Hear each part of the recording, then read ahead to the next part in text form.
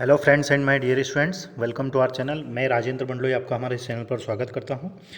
आज के इस वीडियो में हम बात करेंगे क्लास 11th इंग्लिश में क्वेश्चन बैंक पेजेस नंबर 3। पिछला वीडियो यदि आपने नहीं देखा है तो उस वीडियो को ज़रूर देखिएगा, मैंने प्लेलिस्ट बना दी है। ठीक है दोस्तों, तो चलिए शुरुआत करते हैं। A wonderful old tale is told about the painter Wu हाउसी।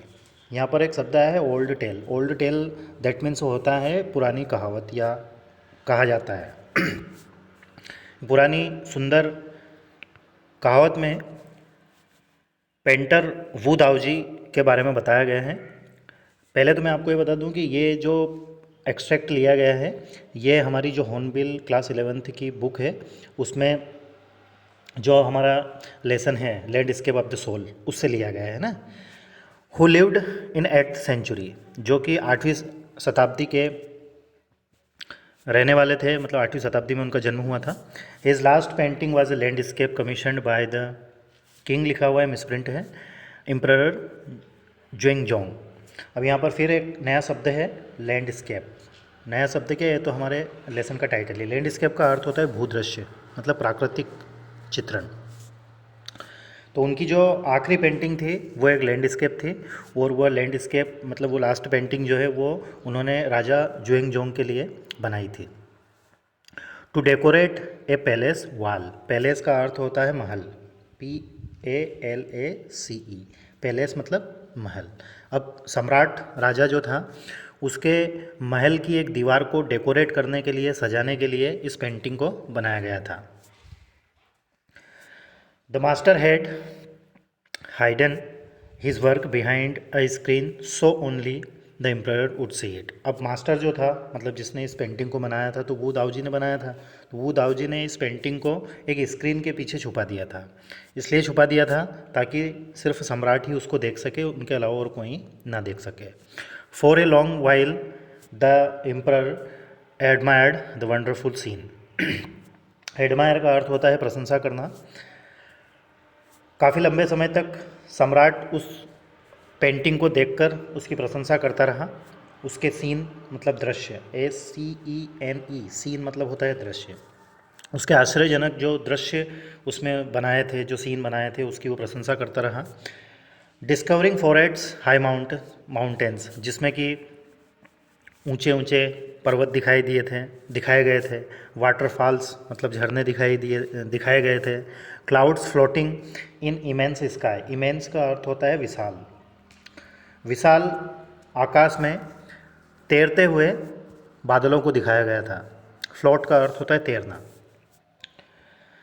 Man on हिलीपैथ्स, हिलीपैथ्स मतलब जो पर्वत का रास्ता होता है उस पर लोगों को चलते हुए दिखाया गया था। बर्ड्स इन फ्लाइट, और पक्षियों को उड़ता हुआ दिखाया गया था। ये सारी चीज़ें उसमें इन्वॉल्व थी, किसमें? उस पेंटिंग में। लुक शायर सेट द पेंटर, पेंटर ने कहा कि महाराजा, इन दिस केव, केव का अर्थ होता है गुफा। अब वो जो पेंटिंग थी, उस पेंटिंग, ये मान लीजिए ये पेंटिंग है, तो इस पेंटिंग का जो सबसे बॉटम वाला हिस्सा है वहाँ पर एक केव थी। क्या थी? केव। मतलब सारी चीज़ें हैं, आसमान में बादल तैर रहे हैं, पक्षी उड़ रहे हैं, पहाड़ दिखाई दे रहे हैं, वाटरफॉल्स दिखाई दे रहा है, तो यहाँ पर एक केव थी। केव मतलब गुफा। तो यहाँ पर जो पेंटर है वो कहते हैं कि इन दिस केव, इस गुफा में, at the foot of mountain, मतलब माउंटेन का जो निचला हिस्सा है, फुट है, ड्वेल्स स्पिरिट, उसमें एक स्पिरिट है, एक आत्मा है। ठीक है, किसमें? उस गुफा में। The painter clapped his hand, clapped का अर्थ होता है ताली बजाना। पेंटर ताली बजाता है। And the entrance to the cave opened, और फिर वो जो गुफा है उस गुफा का दरवाज़ा खुल जाता है। द इनसाइड इज स्प्लेंडेड, और उस गुफा के अंदर और भी ज़्यादा इम्प्रेसिव, है ना, आकर्षक दृश्य दिखाई देता है। Beyond anything words can convey, और इतना स्प्लेंडेड दृश्य था कि जिसको शब्दों में बयां नहीं किया जा सकता। Please let me show your majesty the way the painter entered the cave, वह कहता है कि मुझे तुम्हारे दृश्य जो सुंदरता है उसका अवलोकन करने दो, है ना। और इतने में वो पेंटर जो है उस गुफा के अंदर एंट्री करता है। But the entrance closed behind him, और जैसे ही वो उस गुफा के अंदर जाता है तो उस गुफा का दरवाज़ा, एंट्रेंस जो है वो बंद हो जाता है। And before the astonish astonish emperor could move और अटर ए वर्ड। इससे पहले कि आश्चर्यचकित सम्राट, अब जैसे ही उस गुफा के अंदर पेंटर जाता है तो दरवाज़ा बंद हो जाता है, तो सम्राट जो है वो भौचक्का रह जाता है, आश्चर्यचकित रह जाता है, उसको बोलते हैं एस्टोनिस्ड, हक्का बक्का रह जाता है। इससे पहले कि वह हिलता डुलता या कुछ शब्द बोलता। अटर, अटर का अर्थ होता है शब्दों का उच्चारण करना, तो कुछ बोलता या कुछ कर पाता।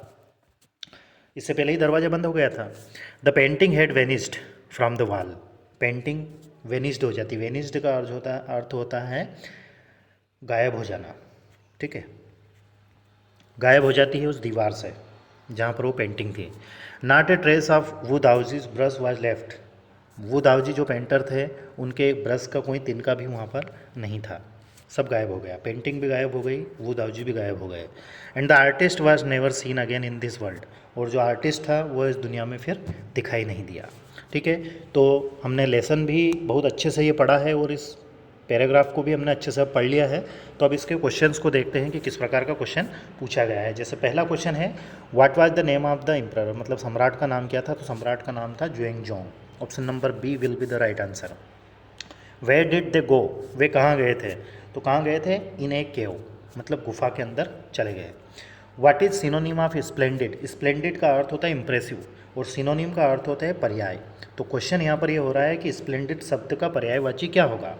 यहाँ पर जैसे इंप्रेसिव दिया गया है, एक्स्ट्रावेगेंट दिया गया है, मोडेस्ट दिया गया है, रिमार्केबल दिखाया गया है, तो इंप्रेसिव इसका सही आंसर होगा।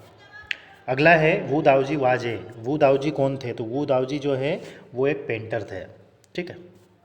नेक्स्ट क्वेश्चन की ओर चलें। The above pages has been taken from the lesson, मतलब ऊपर जो पैराग्राफ दिया गया है, पैराग्राफ किस लेसन से लिया गया है, तो लैंडस्केप ऑफ द सोल से लिया गया है। Option number C will be the right answer. अगला क्वेश्चन है, the painting had from the wall, मतलब पेंटिंग वॉल से वेनिस्ड हो गई थी। वेनिस्ड का अर्थ होता है गायब हो जाना, ठीक है, तो ऑप्शन नंबर सी इसका सही रहेगा। वीडियो यदि आपको पसंद आया हो तो प्लीज़ कमेंट्स करके ज़रूर बताएं, और इसी प्रकार के वीडियोस यदि आप चाहें तो प्लीज़ हमारे इस चैनल को सब्सक्राइब करें और बेल आइकन को ज़रूर दबाएं, ताकि जब भी हम कोई नया वीडियो बनाएं तो आप तक उसकी नोटिफिकेशन पहुंच जाए। अपने फ्रेंड्स, रिलेटिव, क्लासमेट्स के पास इन वीडियोस को शेयर ज़रूर करें। पेजेस नंबर 4 की ओर चलें।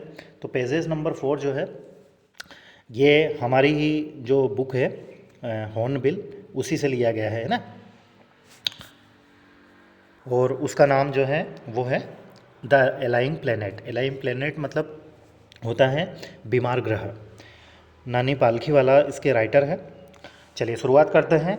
Article 40A of constitution of India provides that the state shall endure to protect and improve the environment and safeguard the forest wildlife of the country. Article का अर्थ होता है अनुच्छेद। क्या होता है, अनुच्छेद। अनुच्छेद 18 माफ़ कीजिएगा, अनुच्छेद 48 अ में कहा गया है, कौन सा अनुच्छेद, हमारे संविधान का जो अनुच्छेद 48 का अ में कहा गया है कि जो स्टेट गवर्नमेंट है या स्टेट्स हैं वह जंगलों का प्रोटेक्शन करेगी और साथ ही वाइल्ड लाइफ जो है, मतलब जंगली जीवन जो है उनकी भी सुरक्षा करेगी। ये हमारे अनुच्छेद में कहा गया है। But what causes endless anguish in the fact that laws are never respected or enforced in India. परंतु इंडिया में या भारत में ऐसा होता है कि जो नियम बनाए जाते हैं उन नियमों का पालन नहीं किया जाता है। फॉर इंस्टेंस, इंस्टेंस का अर्थ होता है उदाहरण के लिए, उदाहरण। The constitution says that castes, untouchability and bonded labour shall be abolish. Abolish शब्द का अर्थ होता है हटाना किसी चीज़ को। तो उदाहरण के लिए जैसे ये कहा गया है कि हमें जातिवाद को हटा देना चाहिए, अनटचेबिलिटी मतलब छुआछूत नहीं होने चाहिए, बॉन्डेड लेबर ये सारी चीज़ें हटा देनी चाहिए।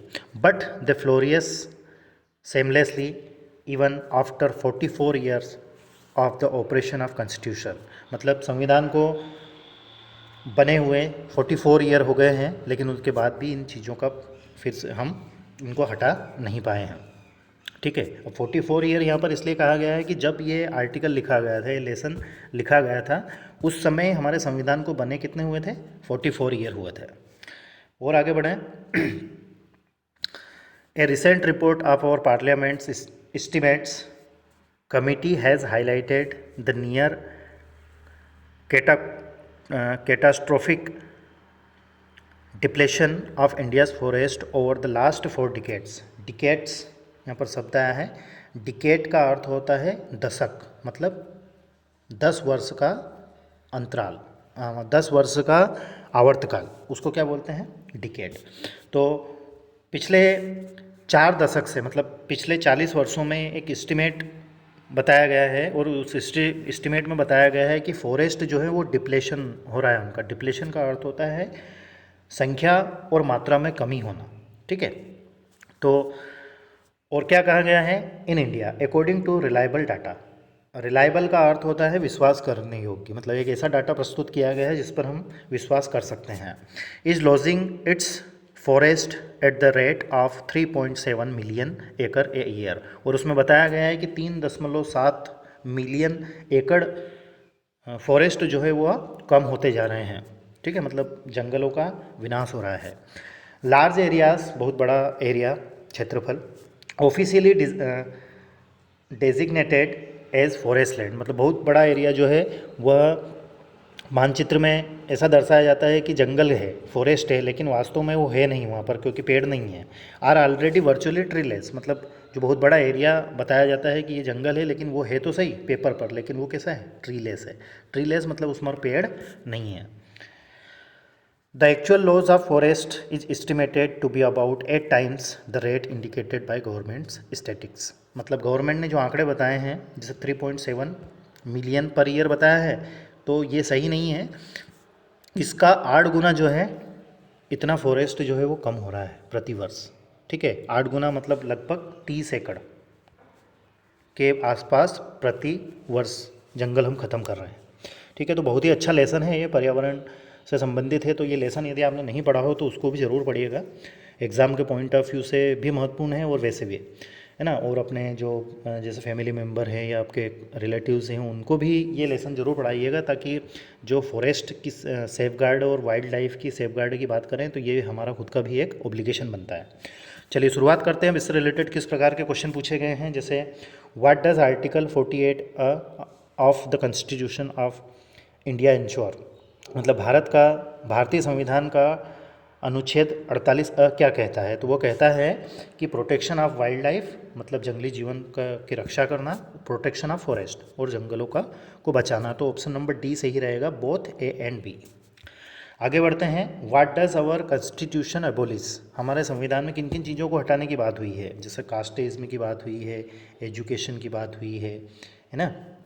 तो यहाँ पर भी ऑप्शन यहाँ पर गलत है, क्योंकि कास्टेइज्म की बात हुई है, लेबर की बात हुई है। देखो मैं बता देता हूँ आपको, ये यहाँ पर ये देखो, कास्टेइज्म, अनटचेबिलिटी, बॉन्डेड लेबर, है ना, इनको हटाने की बात हुई है। तो यहाँ पर जो ऑप्शन नंबर, माफ़ कीजिएगा, ऑप्शन नंबर ए और बी, डी दोनों सही होने चाहिए, है ना। तो यहाँ पर ऐसा आना चाहिए, बोथ ए एंड डी, ठीक। चलिए आगे बढ़ते हैं।